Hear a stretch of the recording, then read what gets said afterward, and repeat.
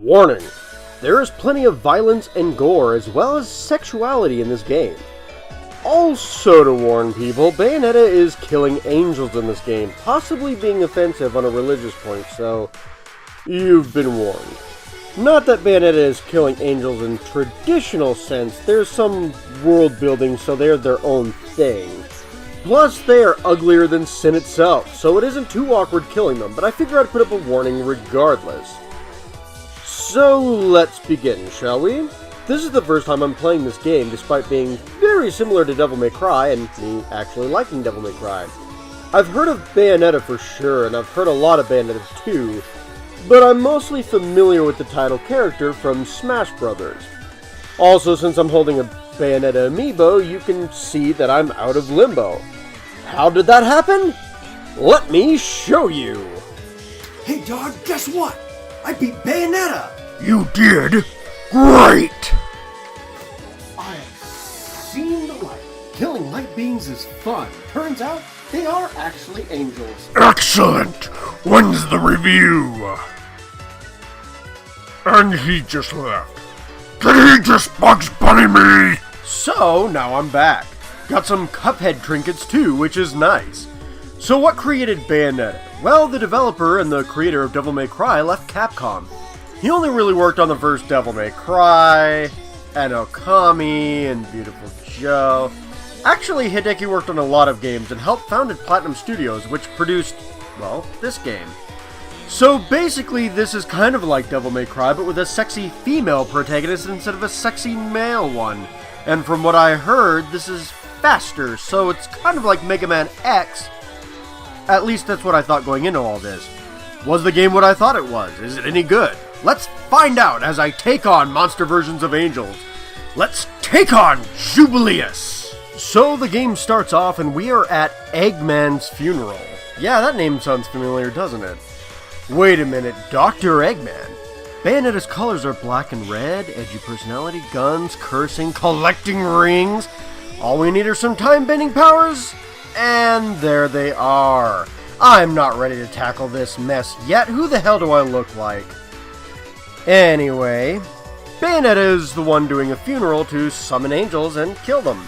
Enzo, her informant, tells her afterwards that the right eye of the beholder is in a European town, but only after a plane crashes through the entire city with another witch, John, on it attacking her. Anyway, Bayo decides to head off because she happens to have the left eye of the beholder, and since she was in a box underwater for a long while, she has been searching for lost memories for roughly 20 years. Yeah, she has amnesia. In the town with the eye, we meet two new characters, Luca and Cesare. Luca was there 20 years ago when Bayonetta was revived. His father died and he thinks Bayo killed him. As for Cesare, she seems to think Bayonetta is her mother.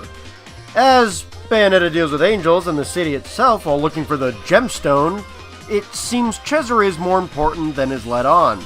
But this won't get as complex as something like Kingdom Hearts, right? Oh crap, here we go. Where do I start? First off, let's start with John. It turns out she is brainwashed. You fight her several times, and none of what she says is making a whole lot of sense. An Umbra witch fighting alongside angels is already kind of weird in this universe, so there's your first red flag. Eventually, John is freed from this. She even saves Bayo later on, but for now, let's talk about Cesare. The reason Cesare thinks Bayo is her mother is because Bayonetta looks a lot like her own mother. Why is this also Cesare's mother? Simple. Cesare is Bayonetta, but in child form and time displaced. I mean, duh, right? Of course, yeah, okay. For some reason, this Lumen Sage called Father Balder needs Bayo as a young girl to unlock the true power or innocence? I'm not really sure. Regardless, the gem that Bayo has is not the Eye of the Overseer. No, Bayonetta is the true Eye.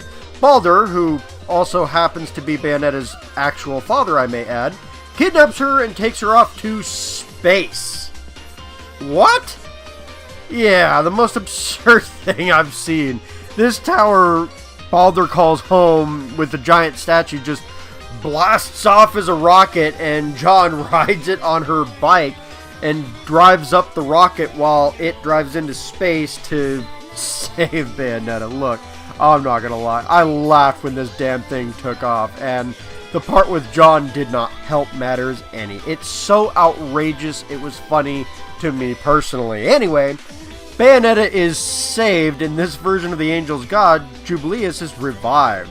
She's large, but Bayonetta cuts her down and summons a demon to punch her through the sun. Credits roll as Bayonetta rides the statue of the tower down to Earth, which will likely kill her and most of the planet. Until John shows back up, steps on the credits, and they both destroy the statue, living to fight another day. Honestly, I wish Baldur's reasonings for having Bayo's child form literally ripped from time were explained better, or made sense outside of making headcanon for it. The rocket was kinda cool though. Outside of that, this is pretty basic story, so I can put my Keyblade away for now. Bayo needs answers, finds a bad guy, restores balance, and gets said answers.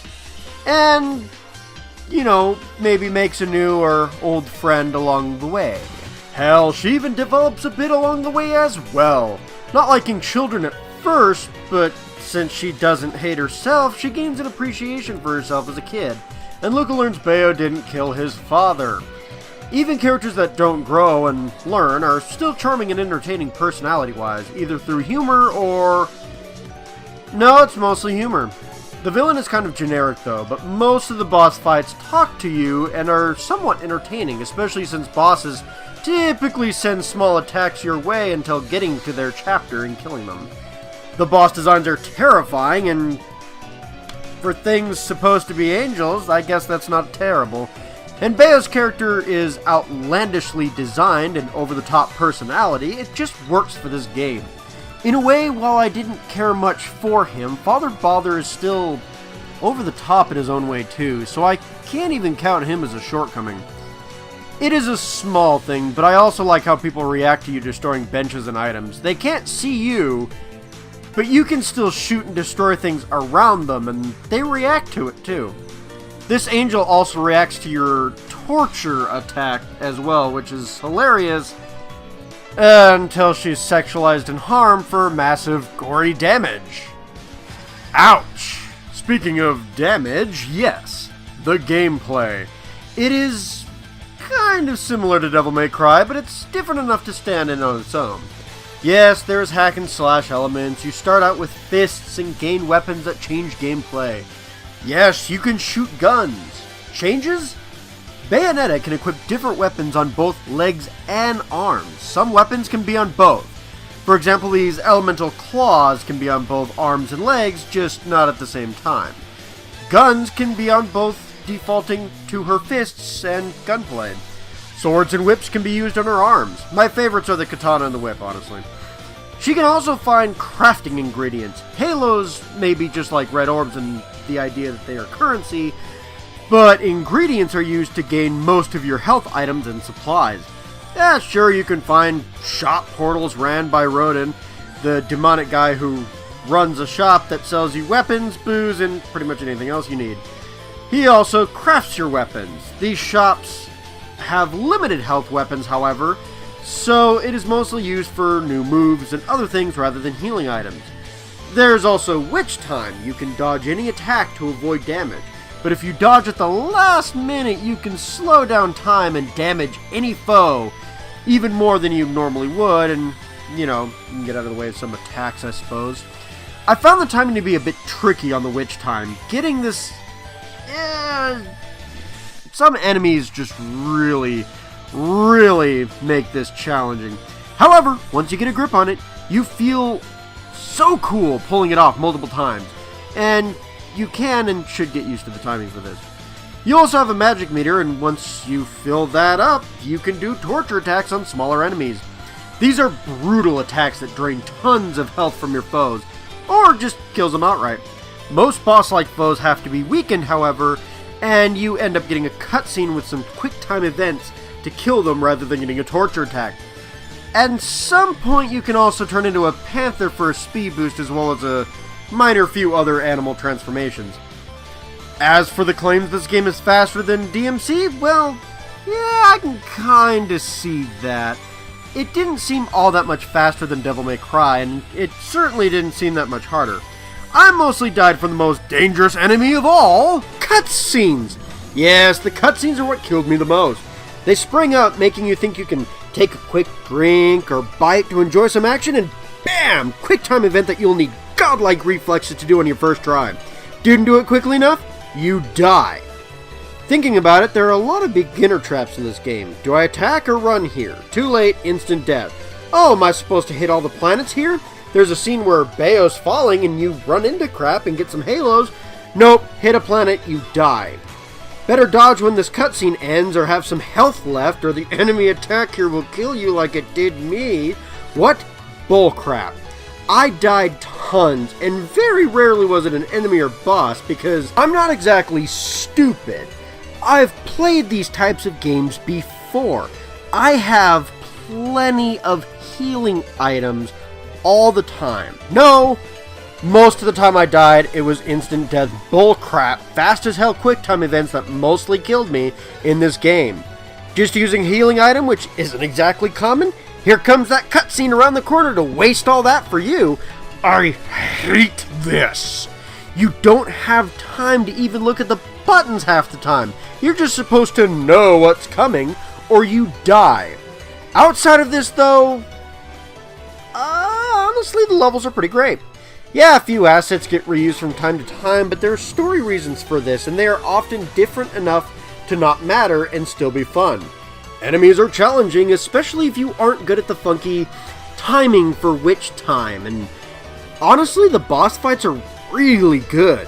This dragon, this angel with guns, this tentacle monster, something I never thought I'd bring up in a review. Even the fights with John are fun and challenging. I also love the fight with Father Bother, and when it was an instant death because I haven't played the game before, I did enjoy my time fighting Jubileus. Also, when I learned to turn the motion controls off, I enjoyed the vehicle sections as well. They're insane and absurd, but you shoot angel cars on a motorcycle and kill things on a missile. A missile! You even fight John on a missile. And driving up a rocket going into space seems like the most asinine thing ever, but it's pretty fun, so I think I can forgive it.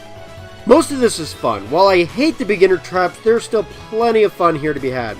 However, on your first run, though, don't expect a lot of great ranks at the end of levels. You are ranked with how you do on each mission. Dying drops the score like this game drops crap on Rodon's head. Yeah, expect to see a lot of stone rankings on your first run. They are obviously the worst rankings. But is it important to get better rankings? Yes, it is. John is an unlockable character in this game by getting high ranks. I didn't have time for this. Rodon is also an unlockable boss fight. I also didn't have time for that, because you need a crap ton of halos to restore his angelic form. Turns out he's a fallen angel of sorts. He sounds fierce, but like I said, I didn't necessarily have time to actually find him, much less take him on. Maybe in a future video. Beat him and you get a secret weapon. Bayonetta also has hidden items, some of which are weapons, which are pretty much are always awesome. New weapons are great in these types of games, honestly. Some are automatics and some are secretly hidden. While they're hidden weapons, yeah, I didn't go get these either. There's ice skates and other things. I run out of time. I'm also lazy. Judging from how well I like the weapons, however, I suppose eventually I'll have to definitely try them out. I'll also need to find health and magic upgrades if I'm going to take on Rodon in his boss fight. They're standard action game things for sure. Basically, you collect the hearts for health, you grab these pearls for magic. It's great. You can also use spare halos and buy costumes and things from Rodon's shop, like moves and accessories to help you on your journey. And each one has a different effect, which is awesome. Next, if you have this game on the Nintendo Switch or the Nintendo Wii U, you gain extra Nintendo costumes to make Bayonetta look like a sexy version of Princess Peach and Daisy, or Samus, or Link. I really like the Link one. That's why you probably have seen it a lot in my review so far. When you beat the game, you are treated to a dance with Bayonetta, dancing with all the female characters of the game, excluding Jubileus, and the dance is kind of provocative for sure. You also get concept art and 3D model viewer to look at all of those assets. This game will probably have me coming back later for more.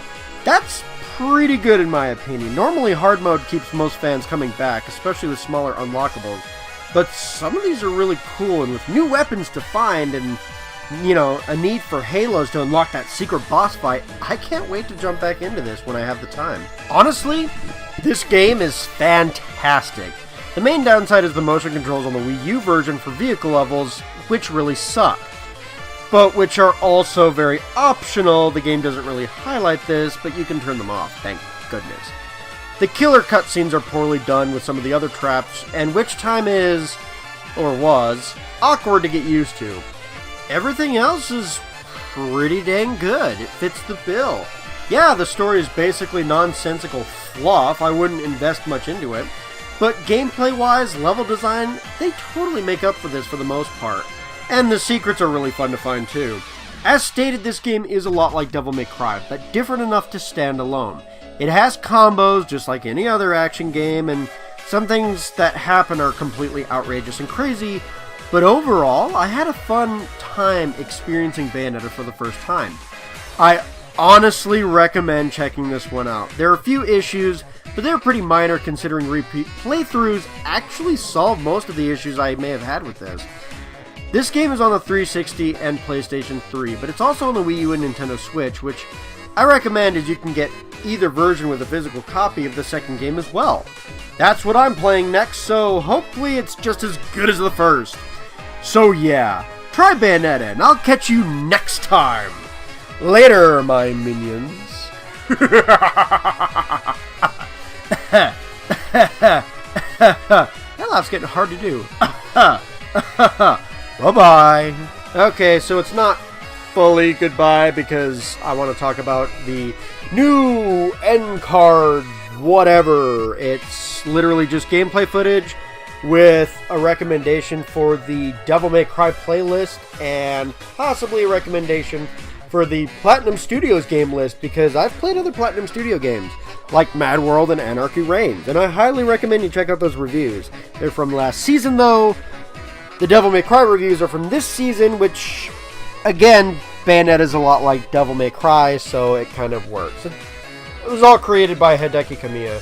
Even though Hideki Kamiya didn't really work on the second game and was only somewhat part of the third game, I guess you could say, and has nothing to do with the fourth, fifth, and fifth game. But yeah, Devil May Cry, Bayonetta, Platinum Games, it's all great stuff. But yeah, I'm going to try and do some end cards now, so have a nice day. Bye-bye.